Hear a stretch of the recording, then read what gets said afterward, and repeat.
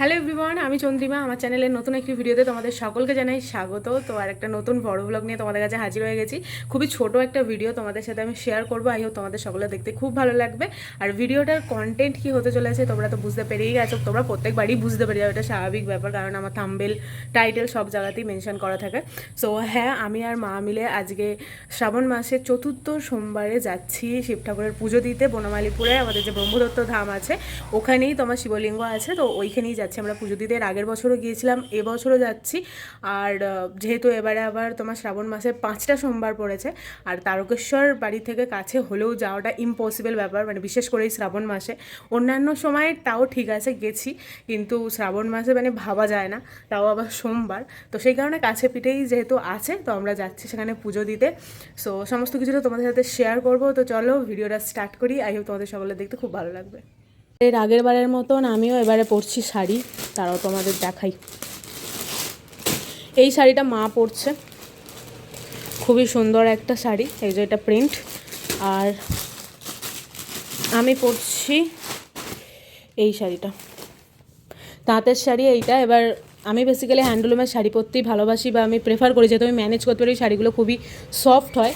কিন্তু এইটাও একটা ছিল, কিন্তু আমার মনে হয় এই শাড়িটার থেকে এইটা বেশি ভালো লাগবে। আর হ্যান্ডলুমের শাড়ি নতুন কিছু নেই, আর মা বললো যে নতুন শাড়ি পরেছ, পুজো দিতে যাবি, নতুন শাড়ি পরেছ। যাই হোক, তো এটা আমি পরবো। কিন্তু প্রবলেম আরও একটা জায়গায়, সেটা হলো যে সকাল থেকে আমাদের বাড়িতে কারেন্ট নেই। আই ডোন্ট নো কেন। এবার মানে আমি জানি না কেন এটা আমাদের সাথেই হয় নাকি সবার সাথে হয়, যখন এরকম কোথাও বেরোনোর প্ল্যানিং হবে, একটু সাজগোজ করবো, রেডি হবে, ঠিক তার আগে কারেন্টই চলে যাবে।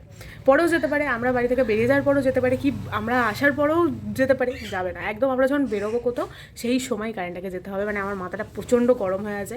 ভাবলাম একটু সাজবো, এবার রেডি হবো, শাড়ি পরবো, বাট কারেন্টটা প্রায় 1.5 ঘন্টার ওপর কারেন্ট এখনও পর্যন্ত আসেনি। জানি না আমি কী হবে এই গরমের মধ্যে। আমি লিটারেলি এখনও পর্যন্ত পুরো ঘেমে চান করে গেছি। দেখি এই অবস্থাতেই রেডি হতে হবে, কিছু তো করার নেই, কারণ কত আর লেট করবো, আবার বাড়িও ফিরতে হবে। যাই হোক, কিছু করার নেই, যখন রেডি হয়নি তারপর আবার তোমাদের সাথে আবার দেখা হচ্ছে। ফাইনালি আমি হয়ে গেছি রেডি, মাও রেডি হয়ে গেছে। এবার আমরা বেরোবো, অনেকটাই লেট হয়ে গেছে।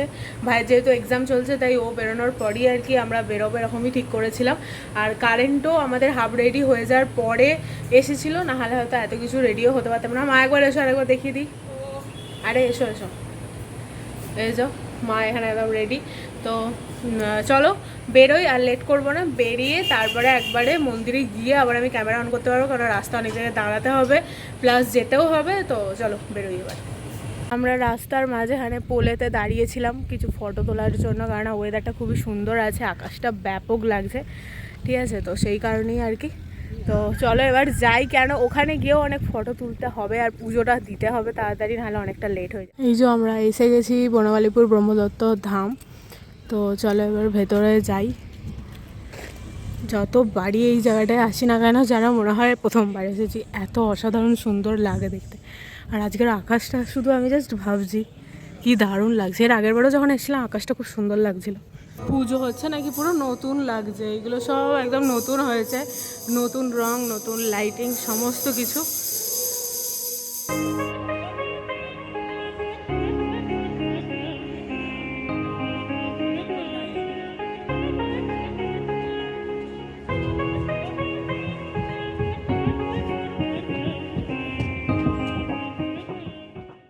এখন মা এখানে বসে পড়েছে পুজোর সরঞ্জাম যেগুলো বাড়ি থেকে নিয়ে এসেছিল, তো সেইগুলো সমস্ত কিছু একটা থালায় ভালো করে গুছিয়ে নেওয়ার জন্য। যেরকম নিয়ে এসেছিলো দুধ, গঙ্গা জল, ফল ফুল, প্রদীপ নিয়ে এসেছিলো। তো এই যে ফাইনালি সমস্ত কিছু মা সুন্দর করে গুছিয়ে নিয়েছে। আর এখন যেহেতু ভেতরে একটু ভিড় মতন আছে, তো সেই কারণেই আর কি আমরা একটু আরামসে ভালোভাবে গুছোতে পারছি। দেন আমরা এবার জল ঢালতে যাবো।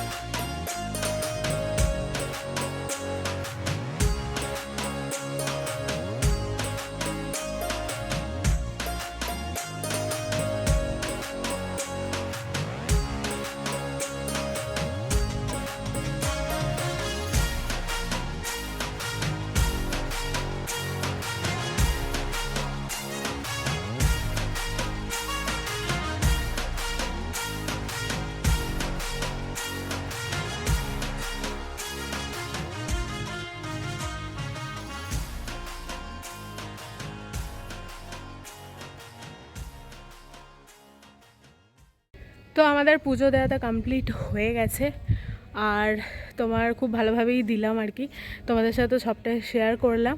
আর এখন আমি একটু বাইরের দিকটা এসেছি, একটুখানি ফটো তুলবো, ঠিক আছে, কিছু ভিডিও বানাবো। সেই কারণে আমি জানি না আমাকে কীরকম লাগছে ক্যামেরাতে, কারণ আমি ক্যামেরা কিচ্ছু দেখতে পাচ্ছি না, এখানে প্রচণ্ড রোদ আজকে। সো যাই হোক, তোমাদের একবার মন্দিরটা ভালো করে দেখো।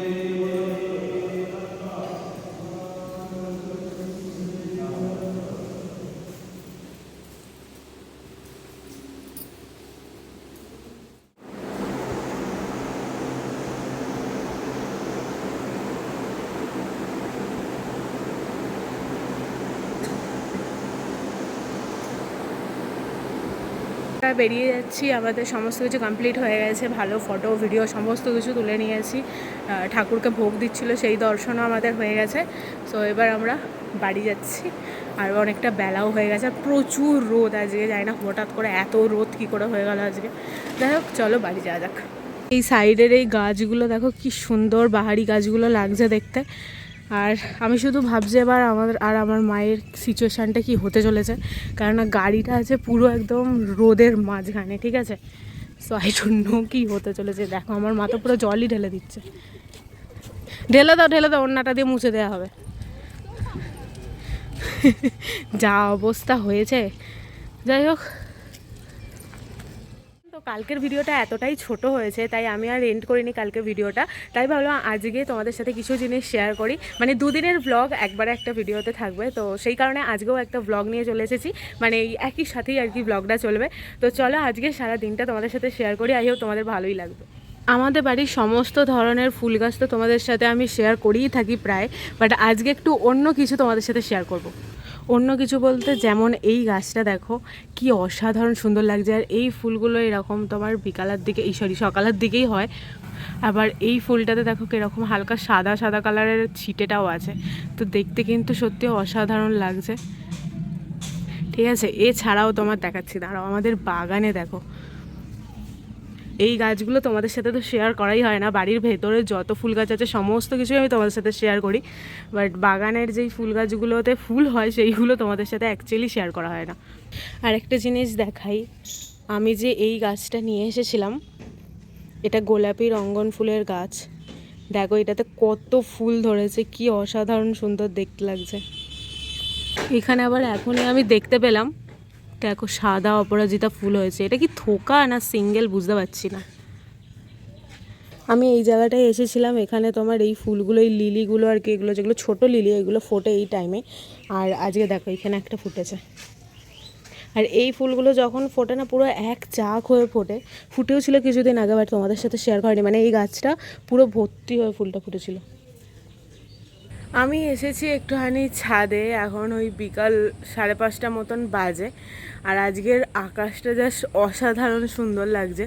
বেসিক্যালি ওই কারণেই এলাম, আর ছাদে তো এমনিতে আসা হয় না। আর আমাদের এদিকে মানে আমাদের বাড়ির পিছন দিকে যত মাঠগুলো আছে সব মোটামুটি চষা হয়ে গেছে। 2 দিন বৃষ্টি অফ গেছে, কালকে রাত্রিরে অবশ্য হয়েছিল, 2 দিন বৃষ্টি অফ গেছে। তো সব যারা চাষিরা আছে আর কি সবাই তোমার ধান রোপণ করে দিয়েছে, জমি চষে ফেলেছে। আর আমার ব্যাকগ্রাউন্ডে আকাশটা শুধু দেখো কি অসাধারণ সুন্দর লাগছে। আমি তোমাদেরকে ব্যাক ক্যামেরা করে পুরোটা দেখাচ্ছি। মানে প্রত্যেক দিনই বিকালবেলা এখন মোটামুটি তোমার এরকম টাইপের আকাশ থাকছে, প্রচণ্ড সুন্দর মেঘগুলো দেখতে লাগছে, আকাশের কালার জাস্ট মানে পুরো রেনবোর মতন মিক্স আপ কালার, ঠিক আছে, এমন কোনো কালার নেই যেটা তুমি দেখতে পাবে না আকাশে, এত সুন্দর লাগছে। মানে একটা পুরো পুজো ভাইবস চলে এসছে। তো সেই কারণে আমি ভাবলাম যে তাহলে ছাদে যাই, তোমাদের সাথেও শেয়ার করা হবে। দেখতে পাচ্ছ মানে আমার ব্যাকগ্রাউন্ডে আমি যেদিকেই যাই না কেন পুরো আকাশ জুড়ে আজকে একদম পুরো দারুণ হয়ে আছে, মেঘগুলো ছড়িয়ে আছে। তো চলো তোমাদের সাথে শেয়ার করি। দেখতেই পাচ্ছ কি দারুণ লাগছে সিরিয়াসলি। আর এই যে আকাশটা দেখতে পাচ্ছ না, এটা জাস্ট মানে হয়তো খুব জোর 10 মিনিট তার মধ্যেই অন্ধকার হয়ে যাবে, ঠিক আছে? কেননা তোমার এখন যেহেতু অলরেডি বললাম 6:45 বেজে গেছে, আমি এখন দেখলাম ঘড়িতে, এই ফোনেতে টাইম দেখলাম। মানে সিরিয়াসলি বলছে আমার যে কি ভালো লাগে না এরকম মেঘের তোমার ভিডিও করতে বা ফটো তুলতে, কি বলবো তোমাদেরকে, কি অসাধারণ লাগছে। দেখো আর আমাদের এখানে জমিগুলোও দেখাই তোমাদেরকে, দেখো সব জমিগুলোই মোটামুটি চষা হয়ে গেছে, বীজ রোপণ হয়ে গেছে, মানে ধান বসানো হয়ে গেছে আর কি। পুরো জলে ভর্তি হয়ে আছে, এরকম মেঘ, মানে কি ব্যাপক লাগছে দেখো তোমরা শুধু। ওই দূরে ওই মেঘগুলো দেখো কি অসাধারণ লাগছে না। দাঁড়াও, এই যে ওই জায়গাটা, এই জায়গাটা কি সুন্দর লাগছে, সিরিয়াসলি দারুণ দারুণ লাগছে।